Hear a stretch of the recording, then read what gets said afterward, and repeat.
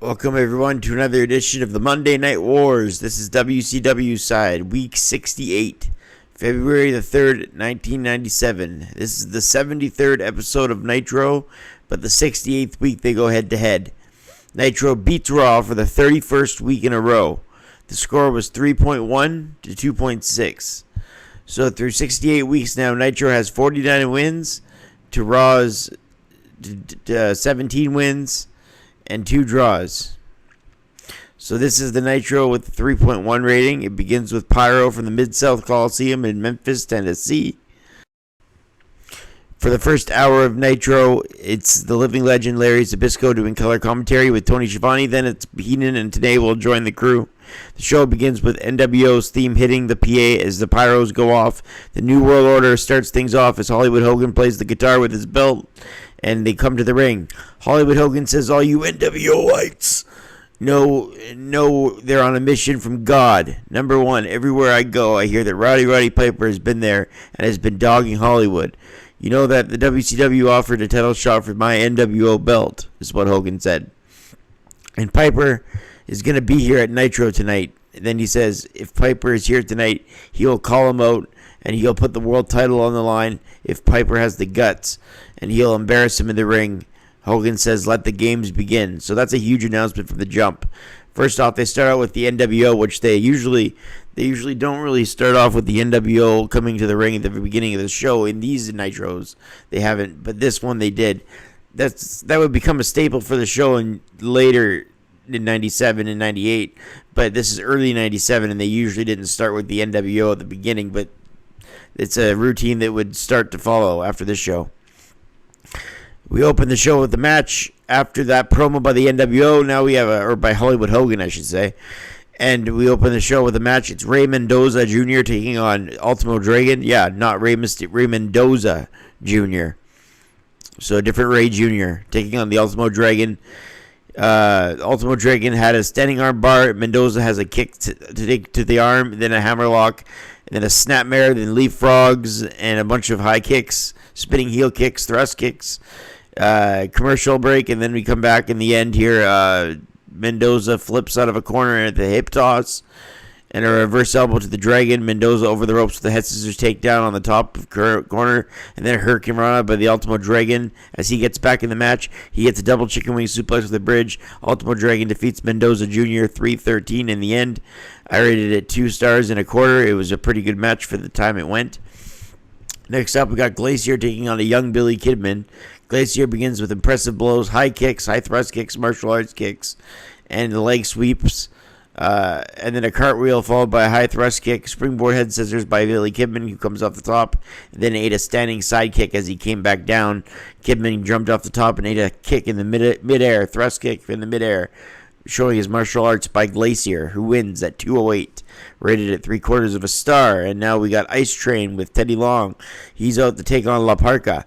La Parka is another impressive cruiserweight we haven't seen much of on Nitro. Ice Train with a bunch of holds, La Parka with a spin kick off the top, a suicide plancha with a twist in the air, like a 360 twist after a suicide plancha by La Parka. Ice Train's decked out on the floor. La Parka with a high-risk move. Back in the ring, he runs into a boot, and then Ice Train explodes out of the corner with power and hits a running lariat on La Parka, clotheslining him to the canvas. Ice Train Irish whipped him, and then he gets a big boot. The Outsiders backstage, Hall and Nash, have apparently attacked Luger. So Lex Luger was scheduled to be in the next match, but he's no longer in there because the Outsiders have attacked him with a chair. The Outsiders are building towards Superbrawl with Luger and the Giant versus the Outsiders, so they're just attacking their opponent before Superbrawl 7. Then a reverse chinlock to La Parka by Ice Train, and at 5:35, Ice Train gets the win after a big splash in the corner of the ring. I rated it a 1.5 stars. The Horsemen come out to cut a promo. Nancy talks about last week Jacqueline making Sullivan, talking about how she's with her ex-man Sullivan. Nancy says, "You've got my leftovers, hun." And Mean Gene goes, "My goodness, it's a family show." Deborah talks trash about Jacqueline too, saying she has a face for radio. Ooh. Flair talks about the same old things. Go ahead, Mean Gene. And Benoit talks about how proud he is to be a horseman and everything he needs and is there to have him. He's got woman, he's got himself, he's made. They show clips of the Steiners losing the titles last week, being stripped of the belts. Then they show the Public Enemy and the Faces of Fear in the audience to watch the next match between the Harlem Heat and the Steiner brothers. Booker T starts with Scott, tied up with a clean break, circling the ring as both men lock up again. Standing side to side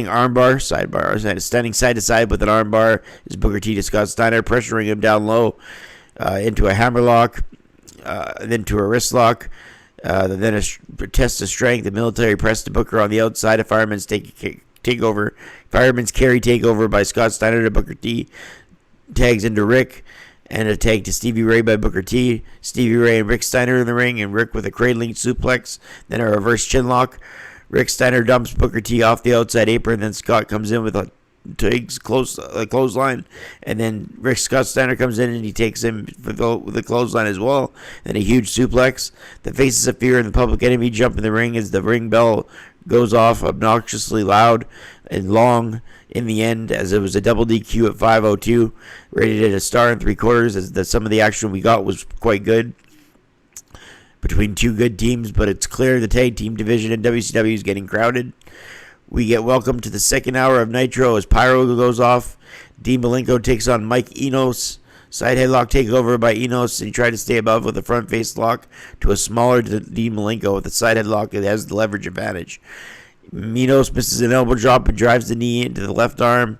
Malenko with the arm bar. Malenko keeps Enos grounded with an overhead wrist lock on one knee, and Enos having Dean Malenko work him over limb by limb, staying on the left arm shoulder region with a wrist lock.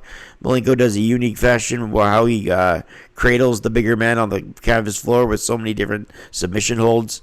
Mike Enos is down in the end here. All of a sudden, NWO 6 comes to the ring and steals the Cruiserweight title. This distracts Malenko, and Enos comes up with a small package, even though Malenko reverses it and gets a 7:09 victory. Victory at 7:09.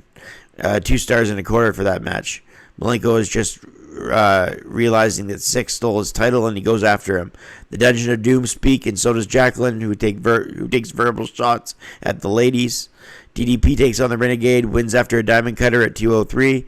Quarter of a star. Outsiders come to the stage arena. Then there's the Macho Man and Sting in the crowd for the second straight week. They don't do anything, they don't say anything, but you can see Sting and Savage standing together on the outside in the crowd while the outsiders were in the ring. DDP, they were out there to scout DDP again, but DDP won the match. The outsiders watched on, and then Sting and Savage were shown in the corner, and then everyone goes to the back. Alex Wright then took on Super Callow. Very good match here between these two. This is a good one. 2 stars and 3/4. I rated it. Callow came off the top with a superplex by Hurricane Rana, right out of the corner with a missile drop kick. Very good match for these two. Super Callow and Alex Wright. Conan took on Chris Benoit. Conan took it to Benoit with a bunch of kicks and steps. Chris is in trouble every time Nancy screams because she's so loud on the outside. Conan with a power drop, modified powerbomb. Benoit chops into a full Nelson suplex. Benoit sends Conan to the floor over the top rope, so he's DQ'd. Jacqueline comes out with a leather belt and tried to whip woman, but Conan walks her to the back. Conan wins by DQ of 4:15. So I rated that a star. Jeff Jarrett took on Steve McMichael in the main event. McMichael and Deborah on the floor on the outside. Double J wins by countout at 2:19 as McMichael was distracted by Deborah, and Deborah for some reason is catering to Jeff Jarrett for the 3rd straight week. So it's an interesting outcome. I rated the main event a 1/4 of a star. To close the show, Roddy Piper had his son with him. Hollywood Hogan called him a coward. His son left the ring and Roddy Piper attacked Hogan. And then after that attacked him, he said, "I will see you at Superbrawl." So the match of the decade rematch is on for Superbrawl. Piper and Hogan for the world title. That's the main thing to take away from this show. I rated the show a 6 out of 10. It had some good matches. It had a good start with the NWO. It had a good ending with the NWO. And overall, just good build to Superbrawl. So this is a 6 out of 10 for this show. We'll see how Nitro continues to go further than here after this as they pick up momentum as 1997 rolls on. I'm Brett Mix, And then I'm out.